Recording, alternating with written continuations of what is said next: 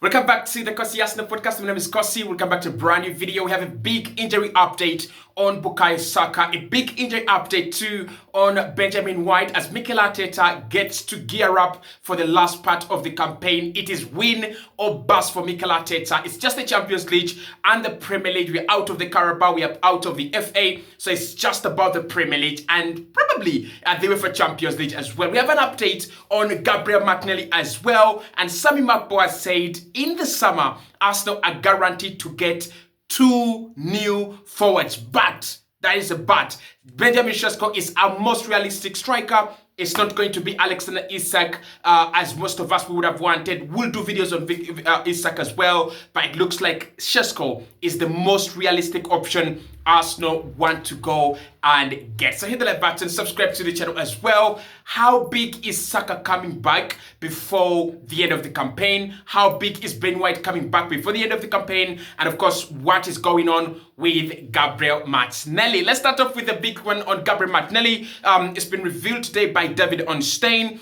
that Gabriel Martinelli is going to be out for about a month or more with that hamstring injury. Now, obviously, hamstring injuries are very, very tricky. There is no way you're going to rush a player back. There's no way you're going to, bring a player back. They're like SCLs. Those are very, very dangerous injuries. They're not like knocks. They're not like, some simple sickness. The moment a player tears his SCL, that is a problem. And that's what happened with Gabriel Jesus. The moment a player pulls their hamstring, that is a problem. And that's what has happened with Gabriel Martinelli. Now, the Athletic are saying that Martinelli will be out for quite some time. It's going to be more than a month. The advantage Arsenal have within this period is this. We don't have a lot of football in February. Now, of course, it is stupid for me to say that because every single game that Arsenal got into right now, it's got to be like a final. It is a final, especially in the Premier League and the Champions League. Every game we play is going to be a final. You've got to play the round of 16 in the Champions League for you to go to the quarterfinals. Actually, the Champions League is a whole series of finals until the big day, until the final. But when it comes to the Premier League, Liverpool are now going to play their game in hand against Everton. And what that means is that Arsenal have to, Arsenal will now know, are we 7 points behind Liverpool? Are we 9 points behind Liverpool? Or are we 6 points behind Liverpool with the same number of games? What that does, it creates pressure on both sides. It creates pressure on Liverpool, but also creates pressure on Arsenal. It means you want to win and hope that Liverpool drop points,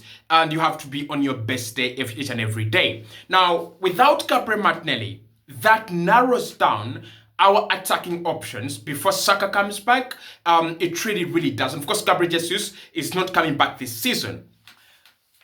So you don't have Martinelli. What does that leave us with? It leaves us with Leandro Trossard, brilliant player. It leaves us with Kai Havertz, top scorer of the campaign, and it leaves us with Raheem Sterling and Ethan Nwaneri.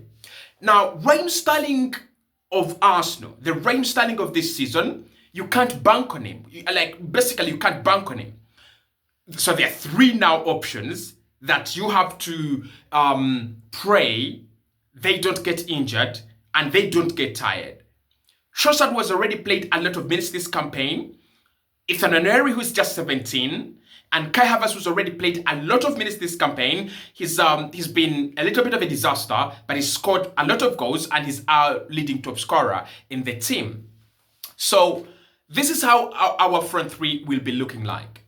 Nwaneri, right wing, left wing Trossard, through the middle Kai Havertz, and Raheem Sterling to come off the bench in any of those positions. Because to be honest, if it's not Raheem Sterling, do we have any other attacking option in this team that you can bank on? As what we said in January, it's what I was crying out for in January, that we are 1 injury away from a crisis on the forward line.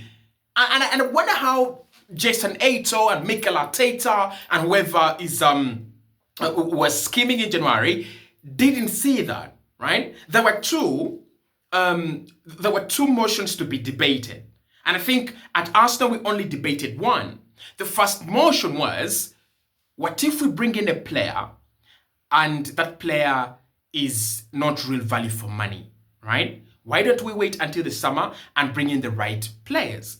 That was motion one. And I think that's what Arsenal debated. And we successfully navigated the question to the answer. Let's wait until the summer.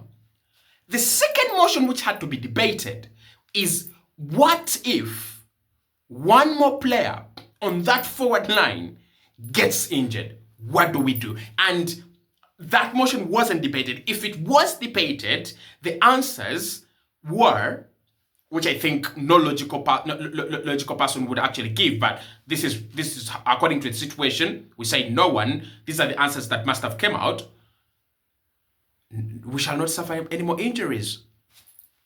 It's ironic, but it seems so. So I think Arsenal and Mikel Arteta will have themselves to blame if we go and play Bayern, if we go and play Madrid, if we go and play, I don't know, whoever, and our attacking line is Noneri, Trossard, and Havertz. We shall have, imagine the hamstring problem is, costs Martinelli 3 months. And maybe Saka's problem, goes a little bit beyond. You're going to play the UEFA Champions League with Sterling, Trossard, and Kai. Like, the idea of Kai Havertz and Sterling being on the same pitch already gives me goosebumps. But the fact that we might play some of the most elite, defenses and midfields with such a front three, that, creeps me out. Now, on the positive side, Mikel Arteta, as he gears up for the last part of the campaign, he has some good news. He's got some good news. Benjamin White is now coming back fully, and he can use him starting from the next fixture that we shall have after Dubai. The thing with Benjamin White is this. I think he provides better support to Odegaard and Saka as compared to Gilles Timber. I'm not saying Timber is not more talented. I'm not saying Timber is not the better player. I'm saying I would prefer to see Timber at left back and White at right back. I think that is our most, I would say, efficient partnership at left back and right back. Now, obviously, Lewis Kelly has done so well. I know people are going to say, Kosi, what are you talking about? What is he talking about? You don't know what you're talking about. Shut up. And I understand. But I don't think Timber being at left back can be underrated. I don't think that it's a bad thing for Lewis Kelly to sit on the bench while Timber is playing at left back. He's such a phenomenal player. So, in conclusion for me, Ben White coming back is such a big boost to the right-hand side. It's a big boost. And talking about boosts, Bukayo Saka is also closer and closer to returning to this Arsenal team. We are having that advantage that we don't have a lot of football to play in February and March. I mean, it's interesting, but Arsenal could have around 4 fixtures in March and around 3 fixtures in February. Of course, you have international breaks in between, and that means that you have 7 games within 8 weeks or 9 weeks. So it gives you ample time to recover, ample time to recharge. But for Arsenal, it's gonna give us ample time for our players that are injured to get closer to their return dates without missing a lot of football and without the team being affected. So what we have to do right now, as we wait for Saka to come back in March, and we wait for Martinelli to come back possibly in March as well or early April, we've got to keep winning. We've got to keep winning. Can we keep winning? I think we can. I don't know whether other people think we can, but I think we can.